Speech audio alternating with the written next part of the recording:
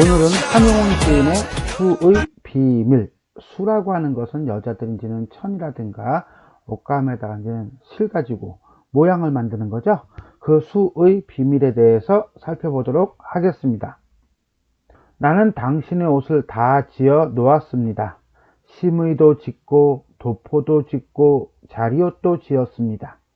짓지 아니한 것은 작은 주머니에 수 놓는 것뿐입니다. 그 주머니는 나의 손때가 많이 묻었습니다. 짓다가 놓아두고 짓다가 놓아두고 한 까닭입니다. 다른 사람들은 나의 바느질 솜씨가 없는 줄로 알지만 그러한 비밀은 나밖에는 아는 사람이 없습니다. 나는 마음이 아프고 쓰린 때 주머니에 수를 놓으려면 나의 마음은 수 놓는 금실을 따라서 바늘 구멍으로 들어가고 주머니 속에서 맑은 노래가 나와서 나의 마음이 됩니다. 그리고 아직 이 세상에는 그 주머니에 넣을 만한 무슨 보물이 없습니다. 이 작은 주머니는 짓기 싫어서 짓지 못하는 것이 아니라 짓고 싶어서 다 짓지 않는 것입니다. 자, 우리가 이제 한 구절 한 구절 한번 살펴보도록 하겠습니다.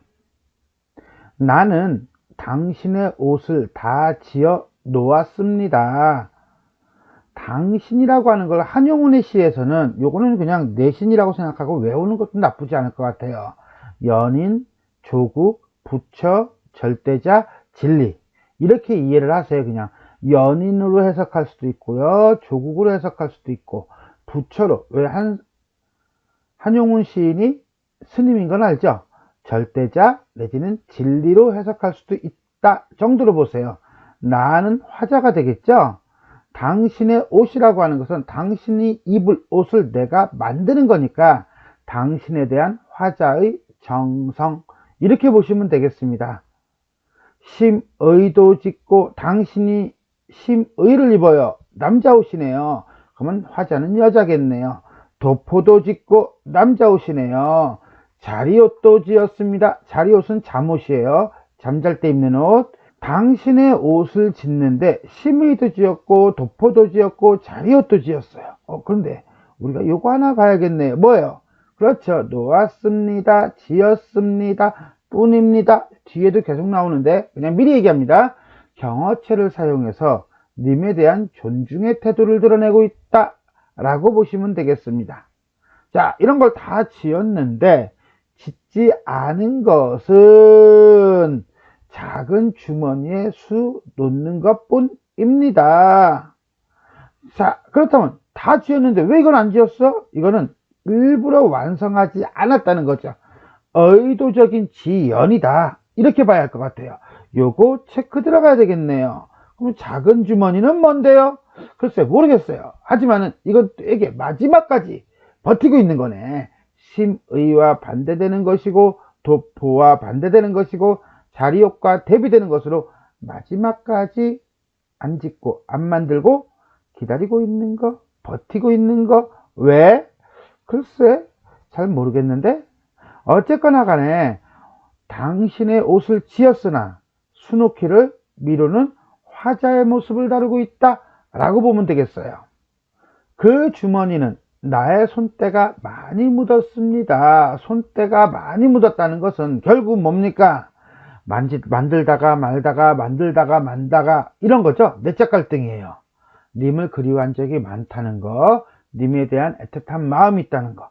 짓다가 놓아두고 짓다가 놓아두고 한 까닭에 손때가 많이 묻은 거네요.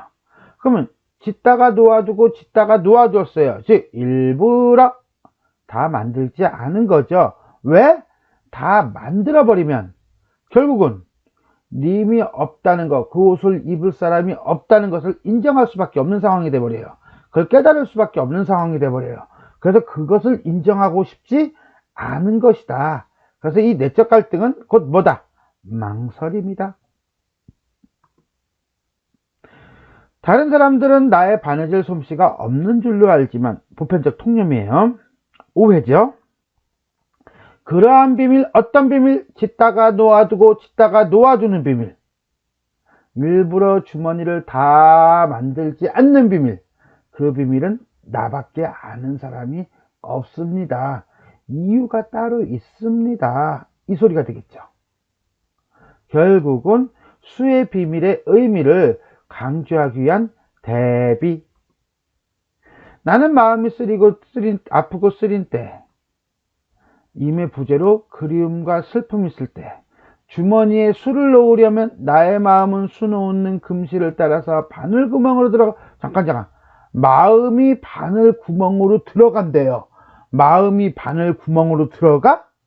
추상적 관념을 구체적인 사물, 금실과 같은 존재로 비유하고 있는 거죠. 여기서 이제는 수 놓는 행위의 의미가 나타나요. 결국 뭡니까? 마음이 아프고 쓰릴 때 그것을 달래는 거죠. 그럼 어떻게 돼요? 주머니 속에서 맑은 노래가 나와서 나의 마음이 되는 거예요. 결국 뭐야?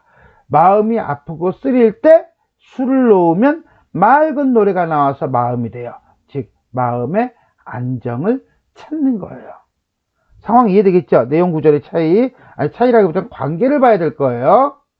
결국은 앞행의 그러한 비밀에 해당하는 건데, 그러한 비밀을 아는 사람은 나밖에 없습니다. 당신을 향한 사랑이 완성되어 가는 과정이다. 그럼 수의 비밀이 뭔데?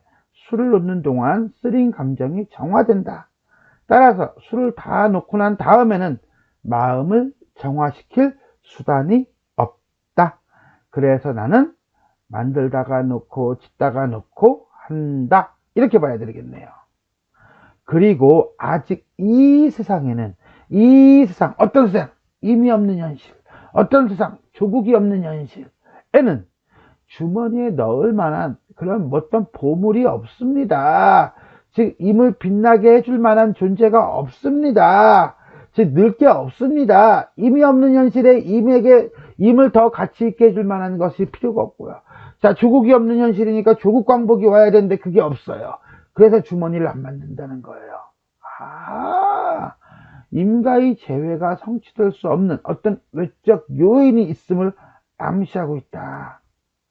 이 작은 주머니는 짓기 싫어서 짓지 못하는 것이 아니라 짓고 싶어서 다 짓지 않는 것입니다. 요거죠. 짓고 싶어서 다 짓지 않는 것입니다. 한용운 시에서 무조건 나오는 게 뭡니까? 역설이죠.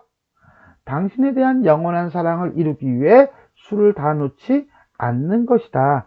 자, 수의 비밀, 술을 놓지 않는 비밀 두 번째, 주머니에 보물을 넣어두기 위한 것인데, 주머니는 보물, 어떤 물건을 넣어두기 위한 기능을 하는데, 아직은 주머니에 넣을, 즉 임에게 어울릴 만한, 즉 당신에게 어울릴 만한 보물이 나타나지 않았기 때문에 수놓기를 마무리하지 않았다 라고 본 겁니다.